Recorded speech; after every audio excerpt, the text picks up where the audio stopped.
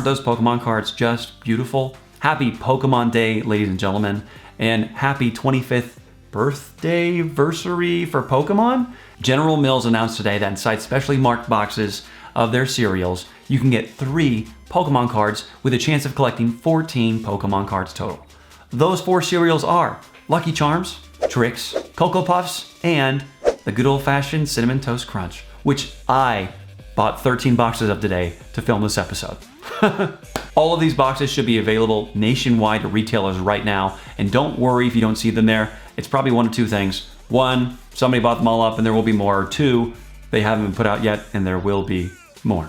I went around my town. I had to go to 5 different places to acquire the 13 boxes that I did, and I am feeling pretty good about that. But I learned a couple things along the way, and that's what I want to come here to teach you, so when you go hunting for these Pokemon cards, you don't make the same mistakes I did. Okay, first off, in each and every box, you get 1 holographic Pikachu card and then 2 other random cards out of the 14 available. Now, good news about that Pikachu card is it is super cute. Look at him. He's so sporty and skinny. I like you see his face is separated from his body. Okay, what I'm trying to say is that Pokemon card is cool, and I'm totally okay having 13 of them. But out of the other 2 cards, you get 1 of these Pokemon. Galarian Ponyta, Hatenna, Wooloo, Morpeko, Glossifleur, Snoom, Yamper, Sinistea, Galarian Zigzagoon, Galarian Meowth, Cufant, Dreepy, and Galarian Farfetch'd. Here's another important detail that some of you might miss because I did. You'll notice on the back of these boxes, one box says you can collect 13 cards and the other says 14. And the difference in cards there is that in the family size boxes, you can get the Galarian Ponyta holographic card, and in any size less than family size, you're getting the option to get every other Pokemon card I just mentioned. Now, I got my hands literally on each and every single one, except the Galarian Ponyta, because I didn't know that they were only available in the family sizes. And I'm sure if I were to get 13 of the family size, I would have had a much greater chance of getting the Ponyta. So I'm going to do my best to spend some time next week trying to get the Galarian Ponyta, just so I can finish this off and have my cereal and my Pokemon collection completed. That's what I want. Now that is it for the Pokemon cards and the cereal news, but if you're here because you like Pokemon or because you like watching me talk, then I want to talk about the Pokemon announcements that happened just a couple days ago. First off, let's talk about the crazy elephant in the room, Pokemon Legends Arceus.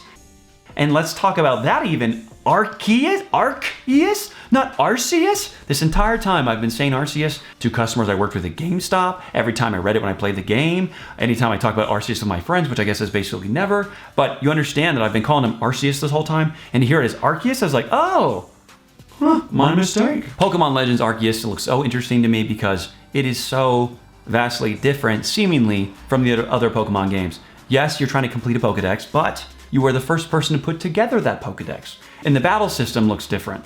But cooler than all of that is the time period and how the game is just changing what you do. I really liked how visually, at least the screenshots that they shared, set up a lot of atmosphere in a way that you just don't get to see in most of the Pokemon games.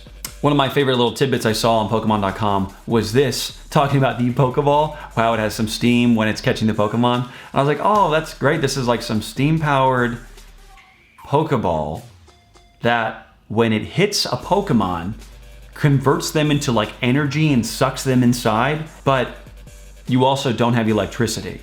So I'm curious about where did that Pokeball come from, and my hope is that some of the lore anyways, that we can kind of learn that Pokeballs actually weren't a form of technology originally created on Earth, but they were like given to us from some other place, right? Maybe they were created by Arceus, who knows? But I think it'd be cool to find out that, you know, that technology is kind of what maybe even spurred the rest of human technology to grow and evolve based off of like reverse engineering or something like that. So I'm excited about that game. Tell me what you think about it in the comments below. Then let's talk about the remakes of Diamond and Pearl, Brilliant Diamond and like Glimmering Pearl. I'm not actually sure what the Pearl one is, but no one really cares what that one is because you're only going to get that game if your buddy got Diamond before you, if someone bought Pearl for you, or if Diamond was sold out, because we all know between a Diamond and a Pearl, no one's gonna pick the Pearl. I mean, I had it back when I had played it in 2007 for the first time, but again, I think it was because that was the only thing available. So I'm gonna get Diamond this time. Hopefully before my friend gets anything, so then he can get Pearl and he can take the L, you know? And then lastly, let's talk about Pokemon Snap. That game's not too far away, but I am upset almost with how excited I am about that game, and actually all of these Pokemon games, and I'll tell you why. I felt really burned about Pokemon Sword and Shield. Lots of people I've talked to about those games really liked them, but you know what? I didn't care for the wild area. I didn't like the Gigantamax battles. I didn't think the story was interesting. I felt like it really felt underdeveloped. Like visually, it felt like a DS game on my Switch when I wanted a Switch game. So my expectations were high, didn't meet them. And if your expectations weren't that high and they were met, great. But here I am again trying to tell myself I have expectations, so simmer down, Hicks, chill, and just let these games be these games and discover them instead of expecting them to be one way or another. So Pokemon Snap, I played originally when it came out. I rented it from Blockbuster or something and I beat it, and like the night or two we had it. And this new game, I'm worried will be that simple or that basic, but truth be told, we don't know. What I can tell you is I love the varied environments, from deserts to on land to underwater, to the amount of Pokemon you see on screen is obviously increased. So that is all so very cool to me. And I'm hoping that I get to play it and I enjoy it. And you know what? I don't feel bad about it. I told my roommate, I'm like, maybe we can go halvesies on that, because neither one of us want to pay $60 for that game, but $30? Okay.